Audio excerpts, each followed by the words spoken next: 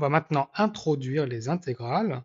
Les intégrales, je prends donc le graphique d'une fonction f. La plupart du temps, il faudra qu'elle soit continue, cette fonction f. Et je définis donc cette notation-là, qui est une sorte de S, avec un nombre en bas, un nombre en haut, qui s'appelle les bornes, la fonction à laquelle on applique, et le dx pour signifier sur quelle variable est-ce qu'on le fait. Donc le a et le b signifient la borne inférieure, et le b, la borne supérieure de l'intégrale.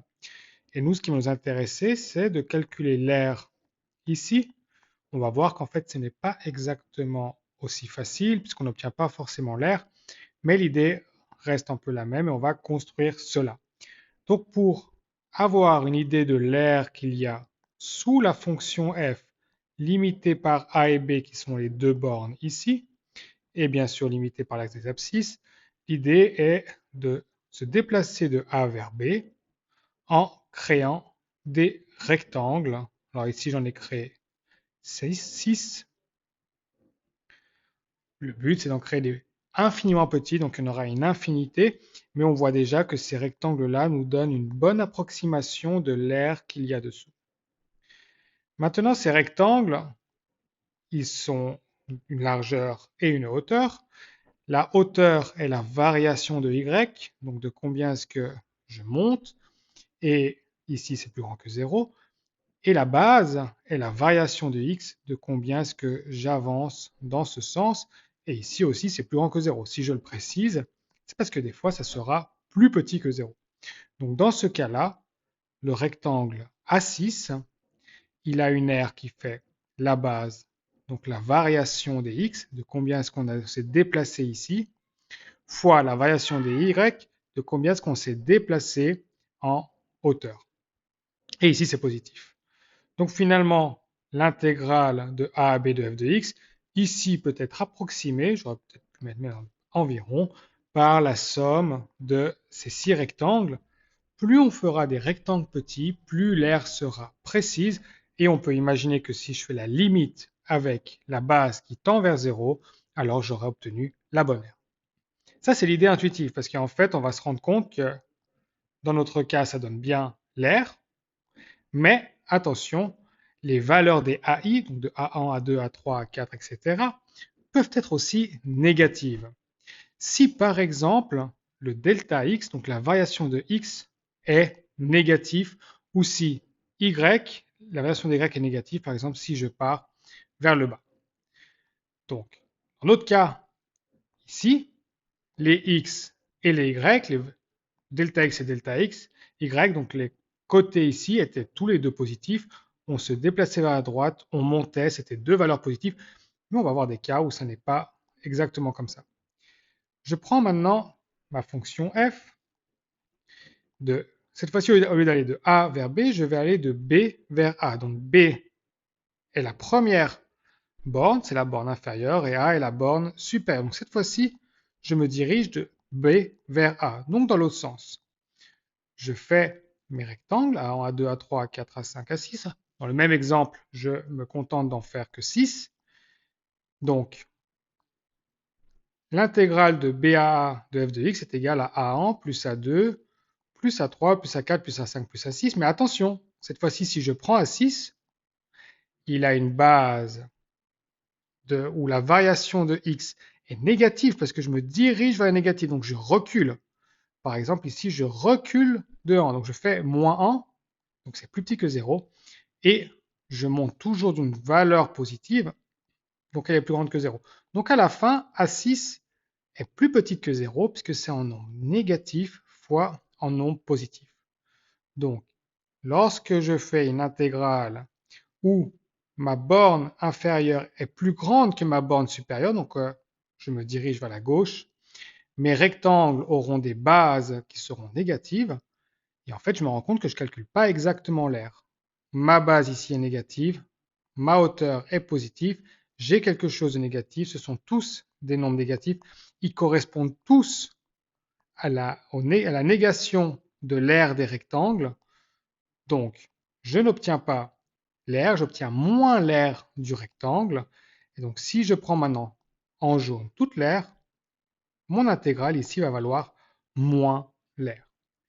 Donc l'idée c'était d'obtenir l'air, mais on n'obtient pas exactement ça, puisque la formule, à cause de la variation de x et la variation de y, peut donner des résultats négatifs.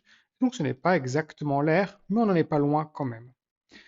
Ce qu'on peut noter, c'est que si je fais l'intégrale de f de x de a jusqu'à b, donc comme ici, j'obtiens la même valeur que l'intégrale de f de x de b par a en signe près.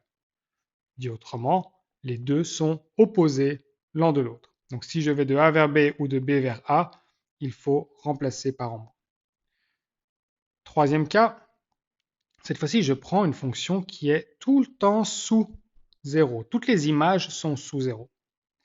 Toutes les images sont négatives. Je vais calculer l'intégrale de a à b de f de x dx avec a, ma borne inférieure, et b, ma borne supérieure. Encore une fois, je vais devoir approcher ce qu'il y a ici par des rectangles et je me déplace de A vers B. Donc je peux créer différents rectangles que j'appelle A, A2, A3, A4, A5. Encore une fois, ce ne sont que des exemples. Il faudrait prendre des rectangles avec une base qui tend vers 0, mais c'est pour donner l'idée. Donc ici, l'intégrale de a à b de f de x dx va être égale à a1 plus a2 plus a3 plus a4 plus a5. Et si je regarde en rectangle A5, je me rends compte que la base, pour la base, elle se déplace bien dans le sens positif, donc la variation de x est bien positive, mais cette fois-ci, la variation de y est négative. Je descends. Ce qui veut dire que je multiplie en nombre positif fois en nombre négatif, A5 est négatif. Donc ici, je n'ai pas l'aire du rectangle, mais j'ai moins l'aire du rectangle. Donc si je prends en jaune toute l'aire qui est comprise entre la fonction, les axes x égale à a et x égale à b, et l'axe des abscisses, si ça j'appelle ça l'aire, alors cette intégrale vaudra moins l'aire, puisque chacun des rectangles, chacun des a aura une valeur qui correspond à moins l'aire du rectangle. Je répète, juste parce que la variation des y est négative. On peut conclure ça en 3 étapes. Si f de x est toujours plus grand que 0 sur un intervalle AB, comme dans ce cas-là, alors l'intégrale de a à b de f de x correspondra exactement à l'aire, puisque tous mes A1, A2, A3, A4, A5 correspondront à l'aire des rectangles. Si f de x est toujours plus petit que 0 sur un intervalle AB, alors ce sera l'opposé qui va se passer. Cette fois-ci, tous mes rectangles vont avoir une base qui est positive et une hauteur qui est négative. Donc, je vais additionner l'opposé des aires des rectangles et donc j'obtiens moins l'aire. Dernier cas, le plus fréquent, si j'ai une fonction qui est sur une partie positive et sur une partie négative, alors si je fais l'intégrale de a à b de f de x, il faut que je sépare les parties. Il y a une partie où je vais regarder l'aire quand la fonction est au-dessus de l'axe des abscisses. Je vais regarder l'aire quand la fonction est en dessous de l'aire des abscisses. Pour l'intégrale, celle-là sera positive, celle-là sera négative. Donc j'aurai A orange moins A bleu. Donc l'aire orange moins l'aire bleu. Dans la prochaine vidéo, on va appliquer ça sur des exemples concrets pour voir comment est-ce que cela se calcule plus précisément.